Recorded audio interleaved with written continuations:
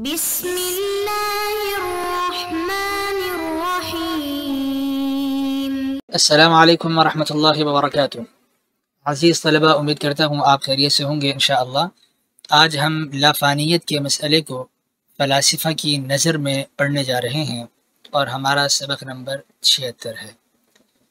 گزشتہ سبق کا خلاصہ یہ ہے کہ ہم نے تصور حیات و سعادت کیا ہے اسے دیکھا، اور تصور حیات پہ فلاسفہ کی کیا آراء ہیں اسے بھی جانا، حیات کا مقصد کیا ہے اور حیات و سعادت اسلامی نقطہ نظر سے کیا ہے، اسے کیسے حاصل کیا جا سکتا ہے، انسان کی زندگی کا مقصد اور بطور مسلمان ہماری زندگی کا مقصد کیا ہے، یہ ہم نے دیکھا۔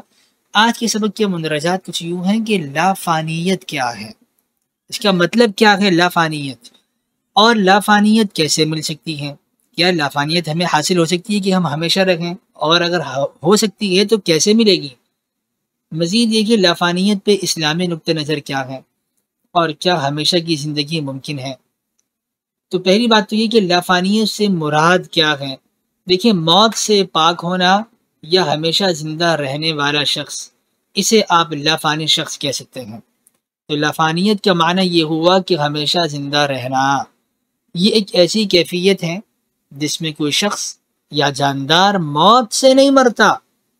لافانیت کا موضوع قدیم زمانے سے ہی فلسفیوں، مذہبی رہنماؤں، سائنسدانوں کے لیے ایک دلچسپی کا موضوع رہا ہے۔ لافانیت کیسے حاصل کریں؟ تو پہلی بات یہ کہ لافانیت کو حاصل کرنے کے لیے مختلف 3 طریقے تجویز کیے گئے ہیں۔ اب وہ کتنے کارگر ہیں اسے ہم دیکھتے ہیں۔ پہلا طریقہ تو یہ روحانی طریقہ ہے کہ اگر ہم چاہتے ہیں کہ لافانیت ہمیں حاصل ہو اور ہم نہ مریں تو روحانی طور پر یہ ممکن ہے۔ روحانی طور پر لافانیت کو حاصل کیا جا سکتا ہے۔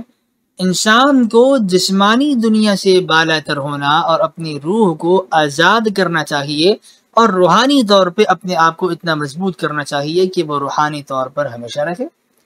دوسری بات، طبی طریقہ۔ کچھ لوگوں کا خیال ہے کہ لافانیت کو طبی طریقوں سے بھی حاصل کر سکتے ہیں۔ اس کے لیے خلیات کی عمر بڑھنے کو روکنے سے یا اسے پلٹانے والے طریقے تلاش کیے جا رہے ہیں، لیکن طبی طریقہ جن لوگوں پر آزمایا گیا وہ لوگ بھی موت کے منہ میں اتر گئے کہ کل نفس ذائقۃ الموت، ہر ایک نے موت کے ذائقہ چکھنا ہے۔ تیسرا طریقہ ہے سائنسی طریقہ۔ کچھ لوگوں کا خیال ہے کہ لافانیت کو سائنسی طریقوں سے حاصل کر سکتے ہیں۔ اس کے لیے کیا کرنا ہوگا؟ خلیات کی تقسیم کی بنیادی میکانزم کو سمجھنے اور اسے کنٹرول کرنے والے طریقے تلاش کیے جا رہے ہیں، لیکن یہ طریقہ بھی کارگر ابھی تک تو ثابت نہیں ہوا، اور آگے بھی امید تو نہیں ہے کہ ہر ایک نے مرنا ہے اسلامی نقطہ نظر سے۔ تو لافانیت، اس کا وجود سائنسی طور پر ابھی تک ثابت نہیں ہوا اور آگے بھی ممکن تو نہیں ہے بظاہر۔ اس کے علاوہ لافانیت کے ممکنہ اخلاقی اور سماجی اثرات پر بھی غور کرنا ضروری ہے کہ اگر لافانیت بالفرض و محال حاصل ہو جائے تو اس سے آبادی میں بے پناہ اضافہ ہو سکتا ہے اور وسائل کی کمی بھی ہو سکتی ہے۔ پھر کیا کریں گے؟ تو پھر آبادی کے بڑھنے اور وسائل کے کم ہونے کا خطرہ لاحق ہو جائے گا، پھر فانی ہونے کے طریقے تلاش کیے جائیں گے۔ تو لافانیت یہ ممکن نہیں ہے۔ لافانیت ایک ایسا دلچسپ اور پر اسرار تصور ہے جس نے صدیوں سے انسانوں کو اپنی طرف متوجہ کیا ہے، اور یہ دیکھنا باقی ہے کہ آیا لافانیت کو مستقبل میں حاصل کرنا ممکن ہو جائے گا یا نہیں۔ اچھا، اردو میں کچھ الفاظ اس کے لیے استعمال ہوتے ہیں جنہیں ہم مترادفات کہہ سکتے ہیں، اور وہ کیا الفاظ ہیں؟ جاویدگی، ہم کہتے ہیں نا کہ جاوید یا جاویداں، تو اس کا مطلب یہ ہوتا ہے کہ ہمیشہ رہنا۔ دوسرا ہے خلود، یہ عربی کے لفظ ہے لیکن اردو میں استعمال ہوتا ہے، یعنی ہمیشہ رہنا۔ بقا، باقی رہنا، ناپید نہ ہونا، ختم نہ ہونا، اور ہمیشگی کی زندگی، ہمیشہ رہنا، ان سب کا معنی لافانیت کے ہی ہیں کہ فنا نہ ہونا۔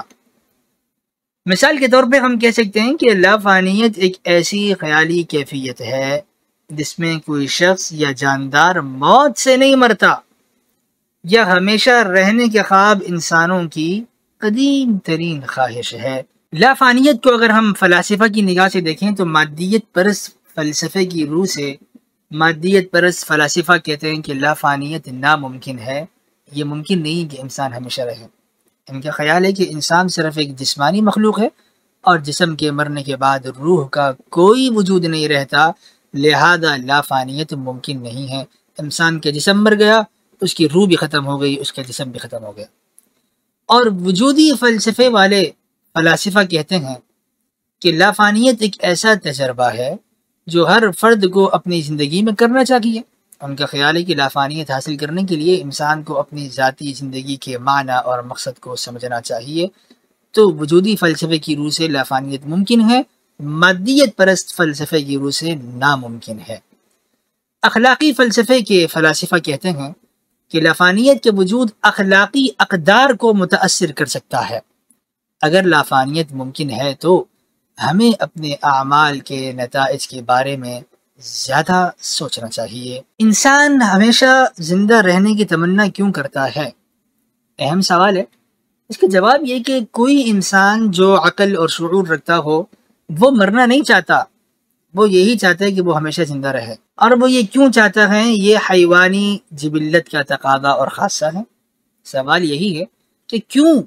جواب انسان کی حیوانی جبلت کا یہ تقاضا ہے کہ وہ ہمیشہ زندہ رہے۔ حیوانات کو چونکہ موت کا تصور ہی نہیں ہوتا، اس لیے انہیں یہ تمنا بھی نہیں ہوتی کہ وہ ہمیشہ زندہ رہیں۔ لیکن انسان کو چونکہ موت کا احساس ہے، اس لیے انسان ہی یہ تمنا کرتا ہے کہ اسے موت نہ آئے اور وہ ہمیشہ زندہ رہے۔ قرآن میں قصہ آدم میں بتایا گیا ہے کہ ابلیس ملعون نے انسان کے اس جذبے کو ابھارا ہے۔ حضرت آدم علیہ السلام سے ابلیس نے کہا کہ قال یا آدم هل ادلک علی شجرۃ الخلد وملک لا یبلی۔ تو ابلیس نے انسان کو جو ہے وہ اس جذبے کو ابھارا اور بتایا کہ انسان چاہتا ہے کہ وہ ہمیشہ زندہ رہے، جس سے کہ اس نے کہا کہ ایک ایسے درخت کا میں پتہ اور نشان بتاؤں جس نے تمہیں حیات جاوداں اور ایک ایسی مملکت مل جانی ہے جس پر کبھی زوال نہ آئے، ملک لا یبلا، اور وہ ملک کبھی فنا نہ ہو۔ اسلام اور حیات و ممات یعنی انسان کی زندگی اور انسان کی موت اسلامی نقطہ نظر سے کیا ہے؟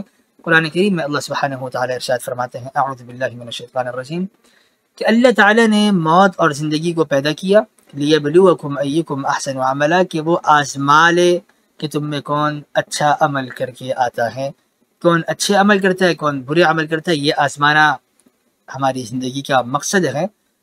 دوسری بات یہ کہ موت انسان کے طبعی جسم کو منتشر کر دیتی ہے، لیکن اگر انسانی ذات کی مناسب نشو و نما ہو جائے تو وہ جسم کی طبعی موت سے فنا نہیں ہوتی، انسانی ذات انسان کی موت کے باوجود باقی رہتی ہے۔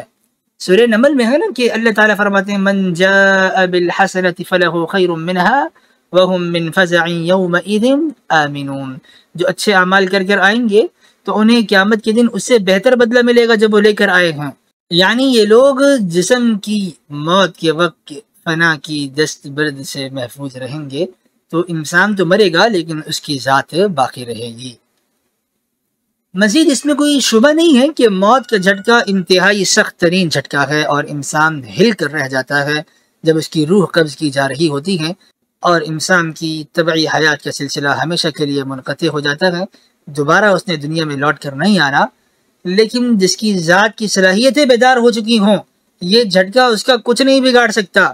لا يحزنهم الفزع الاکبر، اتنا بڑا انقلاب انگیز حادثہ انہیں پریشان یا مایوس نہیں کر سکے گا جن کی ذات کی صلاحیتیں بیدار ہوں۔ موت کے بعد کی زندگی قرآن کی روح سے ایک مسلم شدہ حقیقت ہے، اور اس زندگی کی نوعیت اور کیفیت کس قسم کی ہوگی اسے انسانی شعور کی حدود کی سطح پر ابھی نہیں سمجھا جا سکتا۔ قرآن کریم میں سورہ واقعہ میں اللہ تعالی ارشاد فرماتے ہیں کہ ہم نے ہی موت مقدر کی ہے، اور وما نحن بمسبوقین، ہم عاجز نہیں ہیں اس بات سے کہ علی ان نبدل امثالکم وننشئکم فیما لا تعلمون، کہ تمہاری موجودہ حیت کو بدل کر تمہیں ایسی صورت میں پیدا کریں جس کا تمہیں علم نہ ہو۔ تو اللہ تعالیٰ قادر ہیں۔ سوال یہ ہے کہ جب انسان مر جائے گا تو انسان کی ذات کو تو فنا ہو جانا چاہیے، چونکہ اس کا جسم فنا ہو جائے گا، گل سڑ جائے گا، ہڈیاں جو ہیں وہ بوسیدہ ہو جائیں گی۔ تو اب انسان کی ذات کیسے باقی ہے اور اسے دوبارہ کیسے زندگی حاصل ہوگی؟ سوال تو اہم ہے۔ اللہ تعالیٰ نے اس کا جواب قرآن کریم میں دے دیا ہے۔ کہ انسانی جسم کے گل سڑ جانے سے انسان کی ذات پر کوئی اثر نہیں پڑتا. انسانی ذات نہ جسم کا حصہ ہے نہ ہی قوانین طبعی کے تابع ہے. انسان کو اللہ نے اپنے ارادے اور اپنے اختیار سے پیدا فرمایا. قوانین طبعی کے تابع انسان کی زندگی نہیں ہے، لہذا انسانی ذات اس کے جسم کا حصہ بھی نہیں ہے. قرآن کریم میں اللہ تعالیٰ ارشاد فرماتے ہیں کہ یہ لوگ جو کہتے ہیں کہ جب ہم بوسیدہ ہو جائیں گے ہماری ہڈیاں گل سڑ جائیں گی، ڈھانچے رہ جائیں گے، ریزہ ریزہ ہو جائیں گے، تو ہمیں دوبارہ اثر نو کیسے پیدا کیا جائے گا؟ اللہ تعالیٰ فرماتے ہیں کہ آپ اے نبی علیہ الصلوۃ والسلام کہہ دیجئے کہ تم ہڈیاں تو ایک طرف اگر پتھر ہو جاؤ، قل کونوا حجارۃ او حدیدا، یا تم لوہے بن جاؤ یا ان سے بھی زیادہ سخت کسی شے میں تبدیل ہو جاؤ جس کے متعلق تم خیال کر سکتے ہو کہ یہ مشکل چیز ہے، سخت ہے، مضبوط ہے، اس کا زندہ ہونا بہت مشکل ہے. اللہ تعالیٰ فرماتے ہیں پھر بھی تم زندہ کیے جاؤ گے. وہ کہتے ہیں کہ ہمیں کون اثر نو زندہ کرے گا؟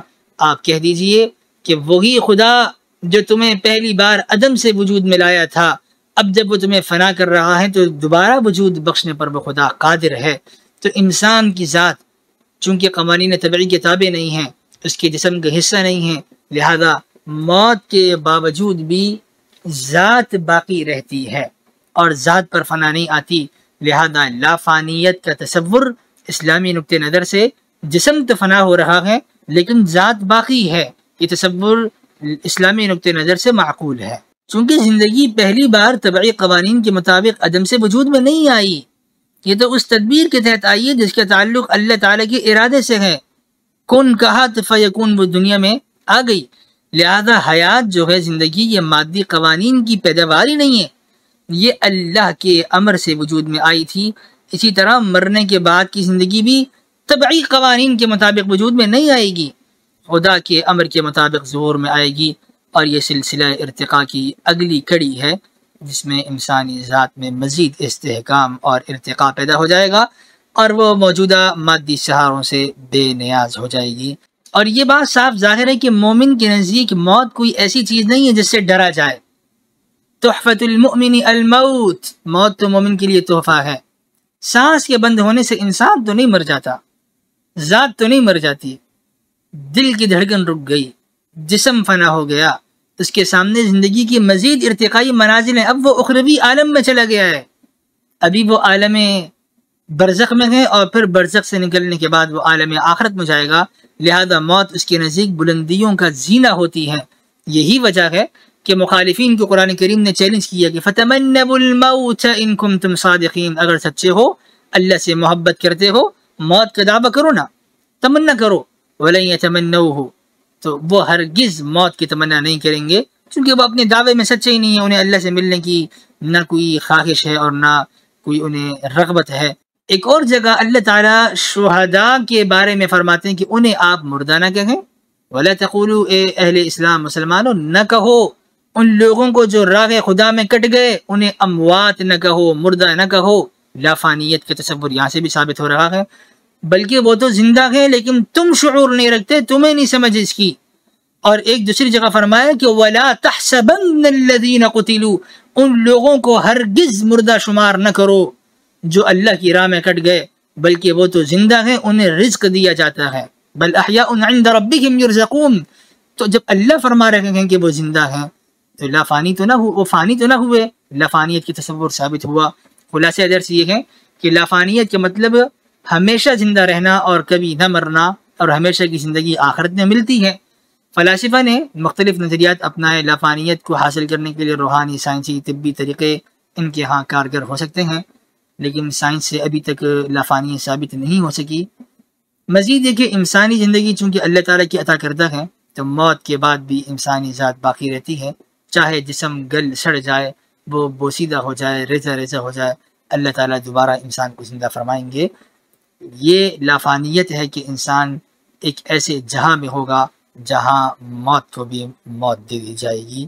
آئندہ درس کے مندرجات، آئندہ درس میں ہم انشاءاللہ نو افلاطونیت کا تعارف جانیں گے. والسلام علیکم ورحمۃ اللہ وبرکاتہ.